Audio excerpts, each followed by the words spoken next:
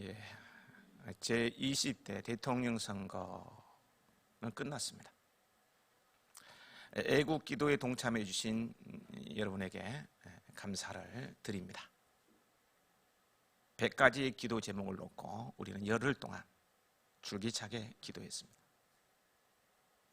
저는 패자 이재명 후보의 마지막 유세 때 윤석열 후보님 고생 많으셨습니다 라는 말과 다음 날 깨끗한 승복에 감동이었습니다.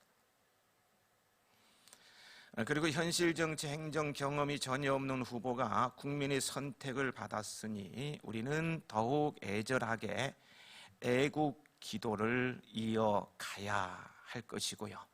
더 나아가서 기독교적 가치관에 부합한 정부가 구성되도록 기도해야만 합니다. 그래야 반듯한 나라가 될 수 있을 것입니다.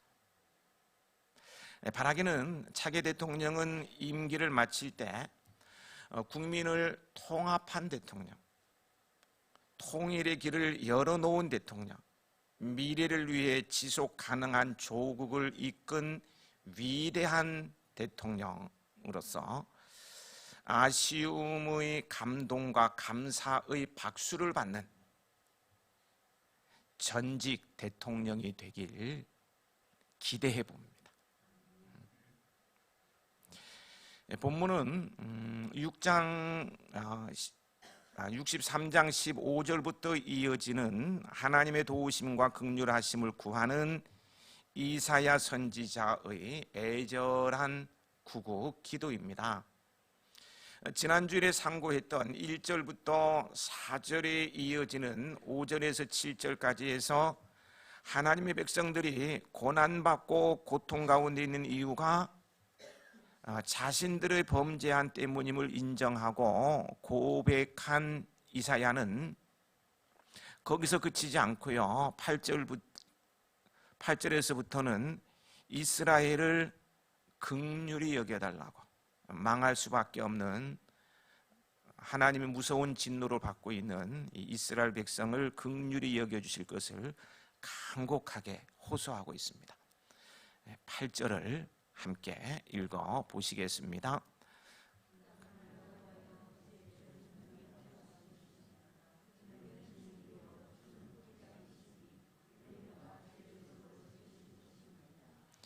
예.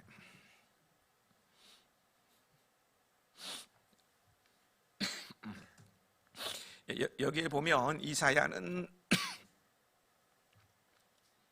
하나님을 우리 아버지라고 부르고 있습니다. 그죠? 여러분, 아버지는 누구입니까? 네, 뭐 다양하게 설명을 할 수 있을 것, 다양하게 정의를 내릴 수 있을 텐데요. 공감되는 글이 있어서 옮겨봤습니다. 여러분도 공감이 되시면 고개를 끄덕끄덕 하시면서 공감을 표시해 보시기 바랍니다. 아버지란 기분이 좋을 때 헛기침을 하고 겁이 날 때 너털 웃음을 웃는 사람이다. 아버지란 자기가 기대한 만큼 아들, 딸의 학교 성적이 좋지 않을 때 겉으로는 괜찮아 하지만 속으로는 몹시 화가 나는 사람이다. 아버지의 마음은 먹칠을 한 유리로 되어 있다. 그래서 잘 깨지기도 하지만 속은 잘 보이지 않는다. 아버지란 울 장소가 없기에 슬픈 사람이다. 아버지란 자식을 결혼시킬 때 한없이 울면서도 얼굴에는 웃음을 나타내는 사람이다. 아들, 딸이 밤늦게 돌아올 때에 어머니는 10번 걱정하는 말을 하지만 아버지는 10번 현관을 쳐다본다. 아버지는 늘 자식들에게 그럴듯한 교훈을 하면서도 실제 자신이 모범을 보이지 못하기 때문에 이 점에 있어서는 미안하게 생각도 하고 남모르는 콤플렉스도 가지고 있다. 아버지는 이중적인 태도를 곧잘 취한다. 그 이유는 아들, 딸들이 나를 닮아 주었으면 하고 생각하면서도 나를 닮지 않아 주었으면 하는 생각을 동시에 하기 때문이다. 아버지는 결코 무관심한 사람이 아니다. 아버지가 무관심한 것처럼 보이는 것은 체면과 자존심과 미안함 같은 것이 어우러져서 그 마음을 쉽게 나타내지 못하기 때문이다. 아버지의 웃음은 어머니의 웃음의 2배쯤 농도가 진하다. 울음은 10배쯤 될 것이다. 아버지는 가정에서 어른인 채를 해야 하지만 친한 친구나 마음이 통하는 사람들을 만나면 소년이 된다. 아버지는 어머니 앞에서는 기도도 안 하지만 혼자 차를 운전하면서는 큰 소리로 기도도 하고 주문을 외기도 하는 사람이다. 어머니의 가슴은 봄과 여름을 왔다 갔다 하지만 아버지의 가슴은 가을과 겨울을 오고 간다. 아버지, 뒷동산의 바위 같은 이름이다. 아버지, 시골 마을의 느티나무 같은 크나큰 이름이다. 끝. 어떠세요? 뭐 고개를 끄덕끄덕 하는 분이 아무도 안 계세요. 지금이라도 공감하시면 예, 아버지는 이런 분인 것 같아요. 그러면 본문에서 말하는 아버지는 어떤 분이실까요? 본문이 말하는 아버지는요, 존재의 근원이 되신다는 말입니다. 아버지가 없는 자식이 없죠. 존재의 근원이 되신다는 거예요. 하나님께서 이스라엘의 존재 근원이 되신다는 것입니다. 또 하나님을 자신들을 지으신 토기장이라고 부르고 있는데요, 이 또한 인간에 대한 하나님의 주권을 강조하기보다는 하나님을 우리 아버지라 부르는 것과 마찬가지로요, 하나님께서 이스라엘의 존재 근원이라는 사실을 더욱 강조하는 의미가 있습니다. 이사야가 이처럼 하나님께서 이스라엘의 존재 근원이 되심을 강조하는 데에는요, 이스라엘은 하나님의 것이니, 하나님에 의해서 탄생한 하나님의 것이니 버리지 말고, 너무나 큰 죄를 저질러서 진노를 받을 수밖에 없는 상황이지만 버리지 말고 다시 회복시켜달라는 그의 애절함이 담겨 있습니다. 여기는 또한 이스라엘을 끝까지 책임지고 돌봐주셔야 한다는 호소도 포함되어 있습니다. 무엇을 존재하게 해놓고요, 버린다는 것은 참으로 무례한 일이죠. 보세요. 자식을 낳아놓고 버린다면 그것은 참 무책임한 일이고요, 천인공노할 짓 아닙니까? 어떻게 자식을 낳고 버려? 말도 안 되죠. 신실하신 하나님 아버지께서는요, 결코 그렇게 하지 않으시리라는 것은 너무나 확실해요. 우리 아버지는 절대 그러지 않는 분이십니다. 이사야는 바로 이러한 사실에 근거해서 하나님께 이스라엘을 긍휼히 여겨주실 것을, 불쌍히 여겨주실 것을 호소하고 있는 것입니다. 여러분, 하나님께로부터 나왔다는 것은요, 하나님께 긍휼을 호소할 수 있는 근거가 됩니다. 오늘 우리 성도들도 다 하나님께로부터 나온 그분의 자녀들입니다. 하나님은 그리스도 안에서 성령을 통해서 우리를 그분의 자녀로 낳아주셨어요. 그러니 하나님은 우리의 아버지이십니다. 우리 하니까 마음에 안 닿아요. 나의 아빠라고. 네, 나의 아빠. 하나님은 나의 아빠시에요. 또한 성령을 통해서 우리를 새롭게 빚으셨어요. 그러므로 비록 죄를 범하고 하나님의 징계에 처한다 해도요, 하나님께 긍휼을 호소할 수 있습니다. 아들이 잘못을 하고도 아버지께 용서를 구할 수 있는 것은 그가 아버지의 아들이기 때문입니다. 아버지 아들이기 때문에 잘못을 범해놓고도 용서를 구할 수 있는 거예요. 마찬가지로요, 우리는 하나님의 자녀로서 하나님께 긍휼을 호소할 수 있어요. 그러므로 오늘 여러분들은 어떤 형편에 처하든 하나님은 나의 아버지이시며 토기장이와 같이 나의 삶을 조성하시는 분이심을 잊지 마십시오.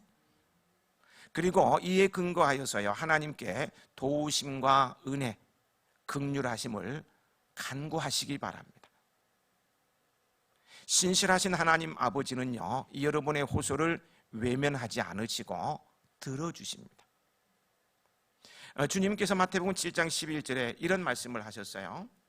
너희가 악한 자라도 좋은 것으로 자식에게 줄 줄 알거든 하물며 하늘에 계신 너희 아버지께서 구하는 자에게 좋은 것으로 주시지 않겠느냐. 좋은 것으로 주시겠다는 거예요. 이러하신 아버지의 사랑 안에 거하는 행복한 그분의 자녀들이 되시길 축복합니다. 9절은 하나님께서 이스라엘의 아버지와 토기 장이가 되신다는 사실에 근거하여 하나님께 긍휼을 간청하는 내용인데요, 함께 읽습니다. 여호와여 너무 분노하지 마시오.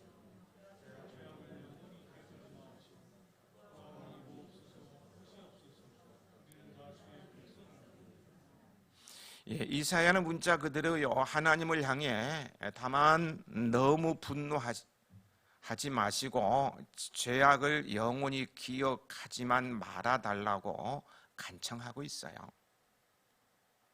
다시 말해서요, 이스라엘이 지은 죄를 생각하면 망하는 게 당연하지만 그렇게 하지 마시고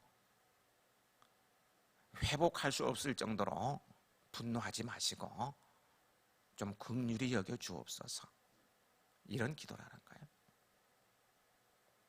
아버지의 자녀니까 당당하게 아버지 하고 요구하는 것도 아니고요, 그동안 내가 한 일이 있어서 내가 그래도 이렇게 살았는데 이런 나를 생각해서라도 아버지 기도 들어주세요, 이런 게 아니고요,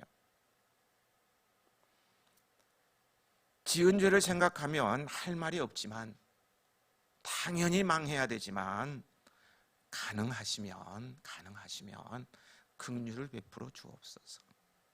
가능하시면 용서해 주시고 회복할 수 있는 길을 열어 주옵소서. 이러한 이사야의 자세는요, 한마디로 겸손이라고 표현으로 설명할 수 있을 거예요. 이사야가 이처럼 겸손한 자세로 하나님께 간구한 것은요, 그것이 하나님 앞에서 자신이 가져야 할 가장 적합한 자세이고요, 이스라엘의 용서와 회복을 위한 최선의 노력임을 잘 알기 때문입니다. 그래서 이사야는 하나님의 긍휼을 힘입으려면 다른 어떤 자세보다도 겸손한 자세를 가져야 함을 잘 알았던 것입니다. 다른 거 없어요. 겸손해야 된다, 낮아져야 된다는 걸 잘 알고 있었다는 것. 그러면 하나님의 은혜가 부어진다는 것이죠. 그러면 어째서 긍휼을 얻기 위해서는 겸손한 자세를 견지해야 하는 것일까요? 그것은요, 죄인에게 긍휼을 베풀고 안 베풀고는 전적으로 하나님의 주권에 속한 일이기 때문입니다. 하나님의 주권이에요.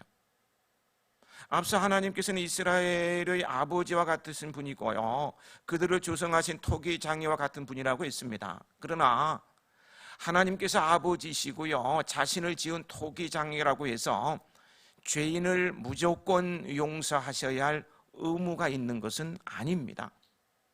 하나님께서요, 아버지이시고 토기 장이라는 것은 단지 하나님께 호소할, 용서해달라고, 긍휼히 여겨달라고 호소할 근거가 된다는 것일 뿐이지, 하나님께서 죄인이 용서를 구하면 무조건 용서해 주셔야 한다는 것을 의미하지는 않아요. 더욱이 우리들 인간은 하나님의 피조물에 지나지 않는 존재들입니다. 따라서 우리들은 하나님 앞에서 어떠한 경우에도요, 겸손해야 됩니다. 어떻게 하나님과 맞짱 뜰 수가 있겠어요? 겸손해야지요. 하나님께 죄를 짓고 용서를 구할 때, 긍휼을 호소할 때는 더욱 겸손해야 됩니다. 벼룩도 낯짝이 있지, 더욱 겸손해야 된다는 게 죄를 짓거나. 이러한 이사야의 기도의 자세는 오늘 우리들이 모본으로 삼아야 할 태도입니다. 왜입니까? 우리들 모두는 하나님의 성도들이며 자녀들이며 천국 구원을 선물 받은 사람들이지만 한순간도 하나님의 긍휼과 자비, 그분의 은총이 없다면요, 아무것도 할 수 없는 너무나도 초라하고 무기력한 존재들이기 때문입니다. 그런 분들이 계시죠. 저도 아는 사람이 하나님을 믿는데 팔을 믿으라. 그 팔이 꺾어지더라고요. 건강을 장담하다가 하루아침에 암 선고받아고 하는 분들 장담 못하는 거예요. 자고 일어섬이 늘 반복되니까 당연한 것으로 여길 수 있지만 안 그래요. 자고는 아침에 일어나지 못하는 경우도 많습니다. 숨을 내쉬고 들어 마신다고 해서 이건 날마다 무의식적으로 하니까 당연한 것처럼 여길 수 있지만 안 그래요. 어느 순간 숨이 콱콱 막힐 때가 있어요. 호흡을 못해서 막 천식이 오고 호흡 못해서 가기도 하잖아요. 그럼 우리는요, 겸손히 하나님 앞에 기도하면서 그분의 도우심을 구하는 삶을 살아야 됩니다. 그분의 은혜를 구하는 삶을 살아야 한다는 것입니다. 하나님은요, 이렇게 겸손한 자에게는 막힘이 없는 무한한 은혜를 베푸십니다. 어떤 공로가 있어서 거기에 맞는 은혜를 베풀, 그렇지 않아요. 하나님 뭐가 부족하시겠어요? 그런 거 아닙니다. 겸손하면 은혜를 베풀어 주세요. 겸손해야 합니다. 19세기의 성자 성 프랜시스, 일화가 참 많죠. 정말 그분의 일대기를 보면 너무 부끄러워요. 나는 그렇게 도저히 안 될 것 같은 참 훌륭하신 분인데요. 이 성 프랜시스의 제자가 어느 날 환상에서 하늘나라에 올라갔습니다. 그곳에 높은 보좌가 있어서 이것이 누구의 의자이냐고 물었더니 천사가 성 프랜시스의 자리라고 하였습니다. 그 높은 의자, 좀 영광스러운 의자가 성자 프랜시스의 자리라는 거예요. 이 소리를 들으니까요, 제자의 마음에 질투하는 마음이 생겼습니다. 그런 꿈을 깨고 난 후에 자기 스승에게 가서 물었습니다. 선생님은 자신을 어떤 사람이라고 생각하십니까? 그러자 프랜시스는 나는 이 세상에서 제일 악한 사람이다 라고 대답하였어요. 제자가 화가 나서 따졌습니다. 선생님의 대답은 위선이고 거짓입니다. 당신은 성자인데 악하다고 하시면 살인자나 거짓말하는 사람들은 어떻게 합니까? 그때 성 프랜시스는 이렇게 대답을 해요. 그것은 자네가 잘 몰라서 하는 말일세. 만약 내가 받은 은혜를 다른 사람들이 받았다면 그들은 나보다 훨씬 더 좋은 사람이 되었을 것이네. 내가 얼마나 많은 은혜를 받고 사는지 자네는 잘 모르네. 이렇게 대답했다는 거예요. 여러분, 하나님은 겸손한 사람을 가까이 하시고요, 겸손한 사람에게 무한 은혜를 주십니다. 성경은 여기저기에서요, 하나님이 교만한 자를 멀리 하시고 겸손한 자를 가까이 하시며 겸손한 자에게 은혜와 복을 주신다고 말씀하고 있어요. 교만은 멸망의 선봉이고 겸손은 존귀의 길잡이라고 말하고 있어요. 그래서 겸손한 사람은 마음이 한결같아요. 욕심과 교만에 흔들리지 않기에 언제나 하나님만 바라고 하나님만 의지하고 은혜를 사모합니다. 주 없이 살 수 없습니다. 주님의 도우심이 없이는 나는 아무것도 할 수 없습니다. 주의 은혜를 사모한다. 겸손한 사람이시길 축복합니다. 10절 12절에서 10절 11절에서 이사야는 현재 이스라엘이 처한 실상을 하나님께 아뢰고 있는데요. 그 중에 11절 말씀을 함께 읽어 보시겠습니다. 우리 조상들이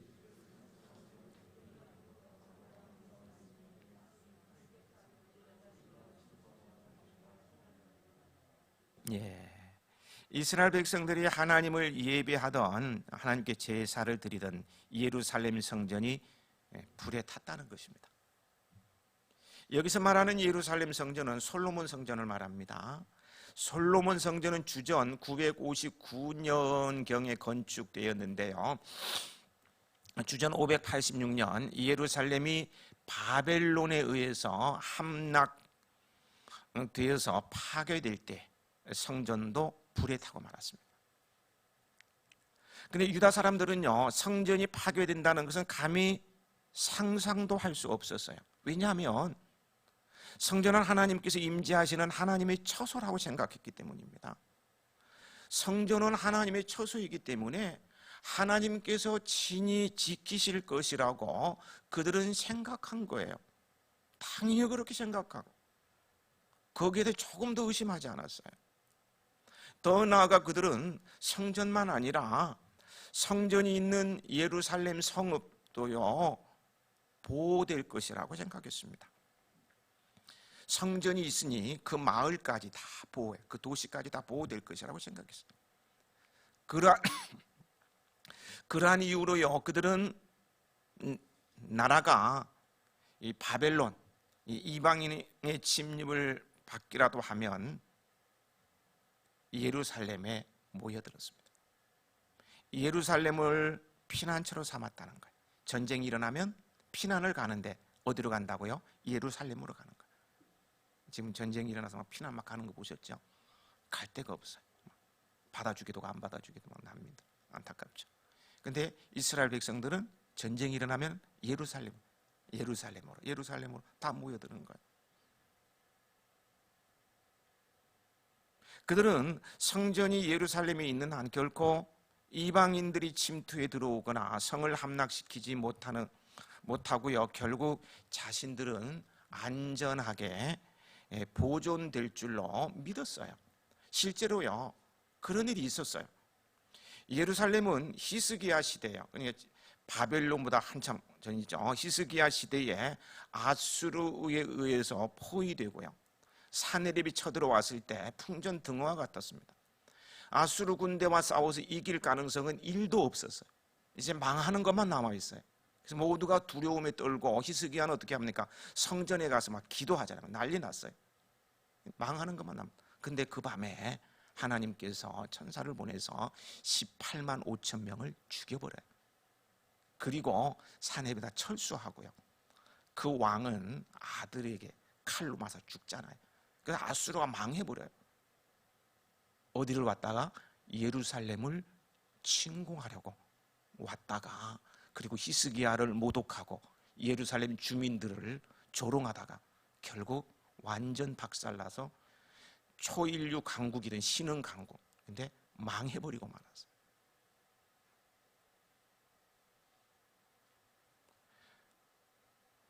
그런 일이 있었기 때문에요, 지금 상황은 이제 바벨론 침공 상황을 배경으로 하고 있는 거잖아요. 바벨론 침공 당시에 유대 사람들도 그러한 놀라운 역사가 또 일어날 것으로 기대를 한 거예요. 바벨론이 아무리 강한 나라라도 예루살렘은 못 건드려, 왔다간 벼락 맞아 뒤질 거야, 뭐 이렇게 생각한 거예요. 하지만요, 그들의 기대와는 달리 예루살렘은 물론 성전까지도 이 바벨론 군대에 의해서요 짓밟히고 불타 완전히 파괴되고 말았어요.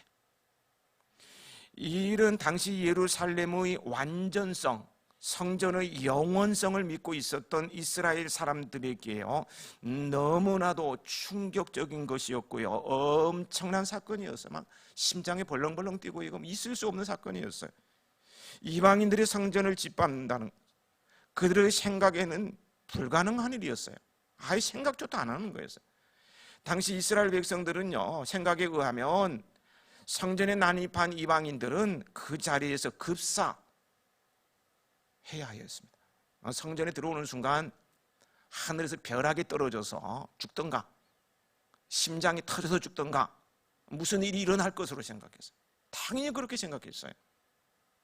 그러나 성전이 불타고요, 하여튼 불리신 나라는 성전을 완전히 쪼개버립니다. 완전히 그냥 기초까지 전부 파버려요. 그러는 동안에도요, 이방인에게, 바벨론 군대에게 어떤 일도 일어나지 않았어요. 벼락 맞아 죽는 인간 하나도 없었어요. 아무런 일도 일어나지 않아요. 여러분, 왜 이렇게 된 것입니까? 아수르가 쳐들어왔을 때는 정말 하나님께서 기적과 같은 일을 베풀었었는데, 바벨론이 쳐들어왔을 때는 왜 이렇게 되느냐? 성전이 완전 박살나는데, 하나님이 계신 성전이 그렇게 박살나는데도 왜 가만히 계셨느냐? 왜 이렇게 된 것입니까? 하나님께서 바벨론 군대를 막지 못해서입니까? 하나님의 한계? 이스라엘 하나님 여호와, 예루살렘 성전에서 예배를 받으시는 여호와가 당시 최강국 바벨론의 신 마루둑보다 힘이 약해서 그런 건가요? 아닙니다. 이러한 일이 벌어진 것은요, 하나님께서 더 이상 예루살렘 성전에 임재하지 않으셨기 때문입니다. 그들과 함께 하지 않으셨기 때문이라는 거예요. 성전은 하나님께서 임재하실 때에만 거룩한 곳이 돼요. 하나님이 떠나신 성전은 더 이상 성전이 아닙니다. 그저 하나의 건물일 뿐입니다. 하나님은 이스라엘의 죄악으로 말미암아 성전에서 떠나가셨고요, 그로 인해서 이방인들이 성전에 난입하여도요, 아무런 일도 일어나지 않은 거예요. 하나님이 떠나고 나니까 아무도, 성전은 하나님께서 거기 임재하실 때에만 말 그대로 성전인 것입니다. 이는 오늘 건물로서의 교회도 마찬가지입니다. 그것이 아름다워서라거나 사람이 많이 모여서라거나 예배라고 하는 의식이 행해지는 것에 의해서가 아니라 하나님의 임재하심에 의해서 비로소 교회는 진정한 교회가 될 수 있어요. 교회가 아무리 화려하고 아름다워도요, 그곳에 하나님께서 임재하시지 않으면 그것은 그저 사람의 관심을 끄는 하나의 건물일 뿐입니다. 교회의 아름다움, 그것이 진정한 영광은 돈을 많이 들여 화려하게 짓는 데서 또 데서 비롯되는 것이 아니고요, 또 사람이 많이 모이는 데서 비롯되는 것도 아니고요, 하나님의 임재하심에서 비롯됩니다. 저는 우리 교회가 그런 성전이 되기를 소망합니다. 어떻게 세운 교회입니까? 어떻게 세운 교회예요? 성도들의 눈물과 기도와 헌신 속에서 우리 다 알잖아요. 하나님의 기가 막힌 섭리, 정말 너무 기가 막혀요. 도저히 있을 수 없는 일들이 일어났잖아요. 기가 막힌 섭리에 의해서 세워진 우리 교회이기에 하나님께서 늘 임재해 계신 그러한 교회가 되기를 소망한다는 거예요. 성령의 능력의 역사하는 살아있는 교회, 생명력 있는 교회, 그래서 치유와 회복이 있는 교회, 세상 가운데 세워진 구원의 반석이라 일컬음을 받는 교회, 하나님을 향한 참 감사와 찬양, 경배를 올려드리는 우리 해아교회가 되기를 소망합니다. 그리할 때 우리 교회는 의미 있는 곳이 되고, 진정 아름다운 곳, 완전한 곳, 그곳에 속한 우리 성도들만 아니라 세상 모든 사람들이 피할 구원의 반석이요 산성이며 피난처로 세움을 입을 것입니다. 성도들이 교회에 나아오면 위로가 되고요, 말씀을 들으면서 치유가 일어나고요. 어떤 사람은 말씀을 들으면서 좋으는데 항상 두 사람은 졸아요. 근데 네 사람은 항상 울더라고. 울고서 마음의 치유가 일어나고요. 치유가 일어나고.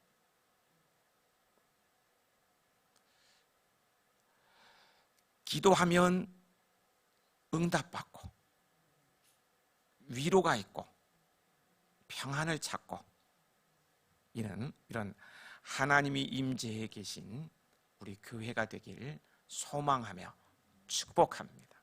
축복합니다. 예.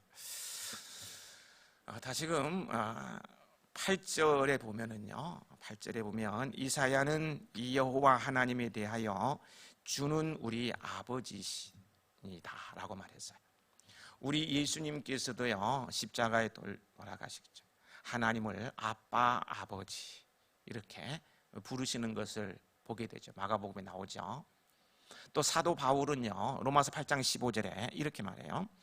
너희는 다시 무서워하는 종의 영을 받지 아니하고 양자의 영을 받았으므로 우리가 아빠 아버지라 부르짖느니라. 갈라디아서 4장 6절에서는 너희가 아들임으로 하나님이 그 아들의 영을 우리 마음 가운데 보내사 아빠 아버지라 부르게 하셨느니라고 했어요. 예수님을 믿는 우리에게는 창조주 하나님, 무한 능력의 하나님, 신실하신 그분이 아빠이시라는 겁니다. 하나님을 아빠라고 부른다는 것은 엄청난 특권입니다.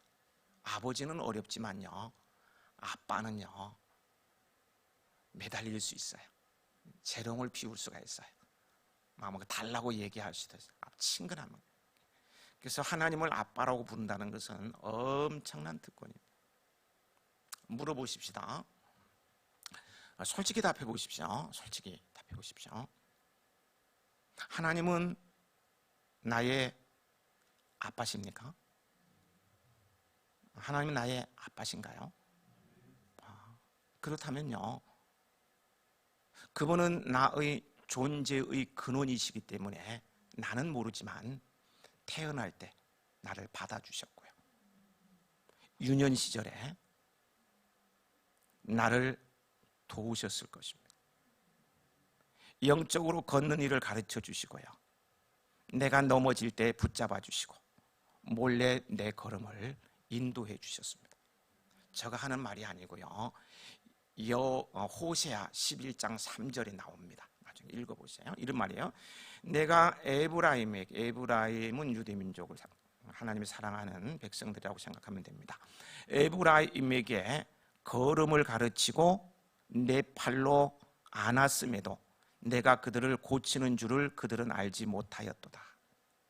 그러니까 하나님께서 그 어렸을 때에 다 돌봐줬다는 것. 그런데 하나님을 드러내지 않고 안아주고 넘어질 때 일으켜주고 다 했기 때문에 사람들은 모른다는 거예요. 그러니까 하나님이 다 하셨다는 거예요. 아버지이기 때문에 그런 거예요. 모든 부모가 이런 경험이 있으리라고 생각을 합니다만은요, 저희 집 아이들이 어렸을 때 이제 학교를 보내는데요, 얼마나 걱정이 되는지. 그냥 저 녀석 학교 가다가 차에 치이지는 않을까, 뭐 쓸데없는 생각하는 거예요. 잘 가는데 가다가 누구한테 유괴되지는 않을까. 그래서 숨어서 따라가는 거예요. 학교 가서 교실에 들어가는 거 보고는 돌아오곤 한 적이 몇 번 있습니다. 그 어느 날은 애가 또 뭐 이렇게 또 자립심도 키우고 스스로 할 줄 아는 이런 것도 키워줘야 된다 생각하고 원당에 계시는 할머니 집에 종종 말씀을 드리지만 할머니 집에 전철 타고 가는 법을 가르쳐 줬어요. 초등학교 1학년, 2학년, 1학년 때 안양역에서 이렇게 끊고 가면 바로 갈 수 없으니까 종로 3가에 가서 3호선을 갈아타고 가야 되는데 내리면 바로 3호선 타는 게 아니고 내려서 이렇게 가고 이렇게 빙빙 돌아서 이렇게 가야만이 3호선 탈 수 있다. 이렇게 설명을 해줬어요. 잘 알아들어요. 갈 수 있다고 그래요. 그래 가봐라. 근데 보낼 수가 없어요. 숨어서 쫓아갔어요. 가다가 잘못된 길로 갈까? 인천으로 가버리면 어떡해? 어? 그 걱정이 돼가지고 쫓아가서 종로 3가 가서 잘 내리더라고요. 그래서 잘 가는데 숨어 가다가 제가 들켜버렸어요. 들켜버렸어요. 이게 부모의 마음이에요, 그죠? 어린 아이들을 어떻게든 잘 키워보려고 자립심도 키워주고, 그죠? 이런 거 하는 것인데, 하나님이 우리 유년 시절에 그러셨다는 거예요. 나는 모르지만 주님께서 택한 백성이기 때문에 영적으로 잘 걷게 해주시고 지금까지 삶을 지도해 주셨다는 거예요. 유다서, 적었다가 집에 가서 읽어보시기 바랍니다. 유다서 24절. 하나님은 나를 넘어짐에서 지키시고 보호하사 영광 앞에 흠이 없이 기쁨으로 서게 하십니다. 또 묻습니다. 또 묻습니다. 하나님은 나의 아빠신가요? 하나님은 나의 아빠. 예. 그렇다면요, 하나님은 유년 시절만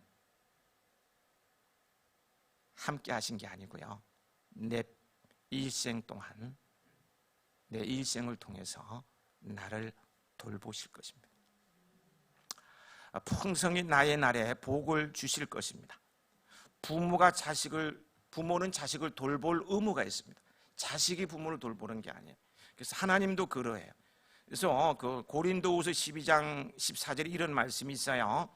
어린 나이가 부모를 위하여 재물을 저축하는 것이 아니요, 아기가 어린 나이가 부모를 위해서 재물을 저축하는 것이 아니요, 부모가 어린 나이를 위하여 하느니라. 이런 것처럼요, 하나님도 그러하십니다.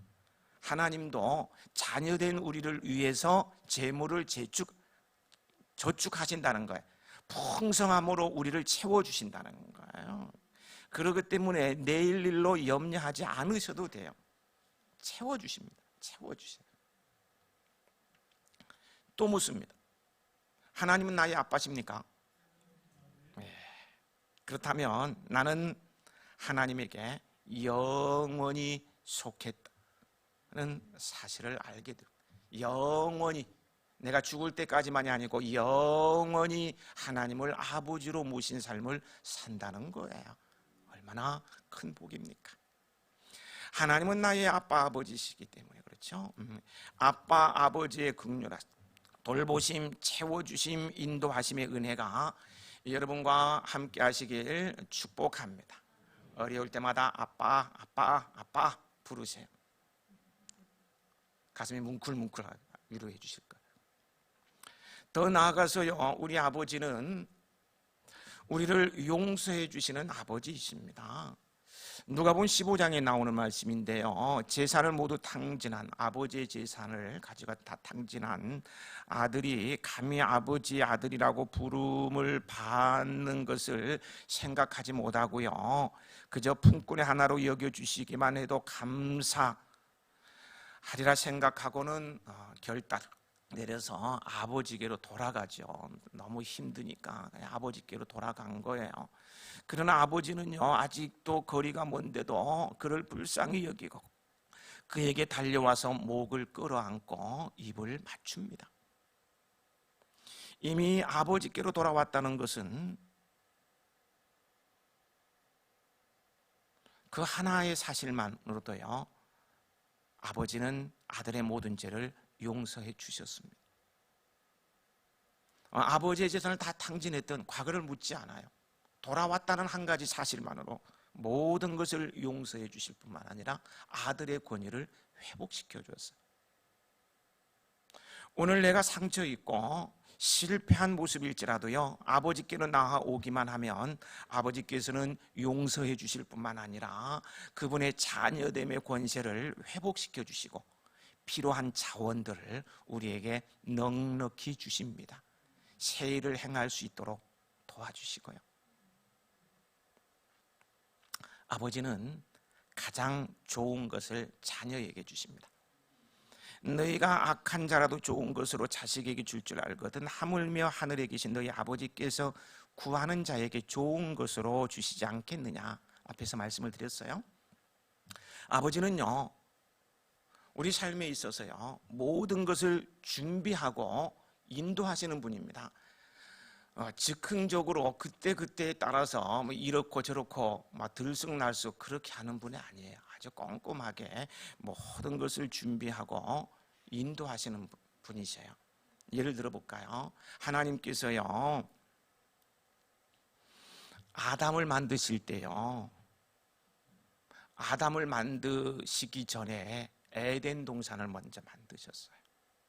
에덴 동산은 부족함이 하나도 없어요.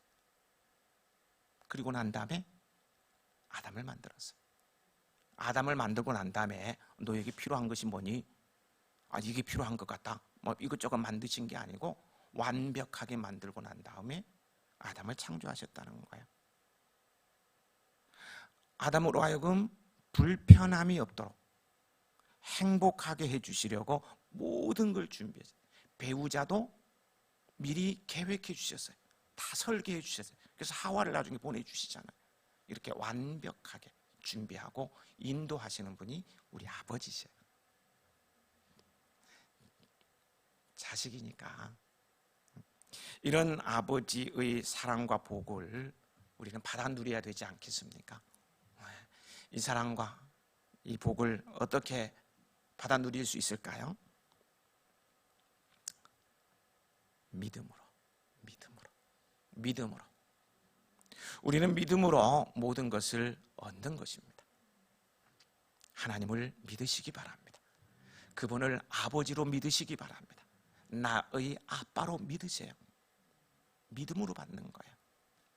이사야 선지자와 같이 믿음으로 하나님을 찾고 아빠, 아버지라고 부르며 애절하게 간구하는 여러분에게 가장 좋은 것으로 응답하시며 그 앞길을 인도하실 뿐 아니라 지난주 설교 제목처럼 사람의 상상력을 넘어서는 하나님의 은혜가 부어지길 축복합니다.